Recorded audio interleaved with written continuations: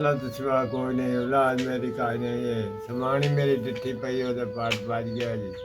तो तुस साडे उत्ते मेहरबानी करो जा, अल्लाह तरसे गरीबां ते असा रोज़ी दी तांगा है, आटा दाना भी कोई नहीं। बाटी जी वाट लवण लग गई आई उत्थे डिठी ते किसी दिन सट लग गई।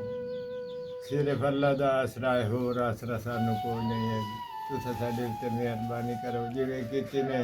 अल्लाह तुहाडा भला करे, अल्लाह तुहाडे बच्चिਆਂ ਨੂੰ खुश ते आबाद रखे, अल्लाह तुहानू घणा देवे।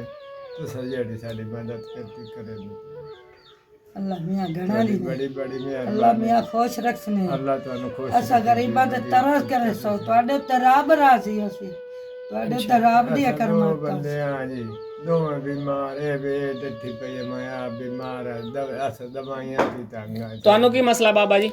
सफरा सफरा यरकान है दुआ नहीं दुआ मुस्तफा इसको दवाई नहीं 3500 3000 पैसे मोड़ अखीर पैसा को नहीं मोड़ दवाइयां बंद कर ਪੈਸਿਆਂ ਦੀ ਵਜ੍ਹਾ ਦਵਾਈਆਂ ਬੰਦ ਕਰ ਛੱਡ दवाइयां बंद कर ਹੁਣ ਕੋਈ ਨਹੀਂ ਇਲਾਜ ਚੱਲਦਾ ਪਿਆ ਤੁਹਾਡਾ? कोई ये साढ़े को पैसे खावन खान कोई खावन खानी कोई नहीं तो बड़ा सकी दुखे डांग गुजरे ने रात में पकाए तो दम नाजरीन, ये बुजुर्ग बता रहे हैं कि पैसे ना होने की वजह से इलाज मुआवजा नहीं करवा रहे हम, इलाज रुका हुआ है, पैसे नहीं है, खाने के पैसे नहीं है और हम इलाज कहाँ से करवाएं।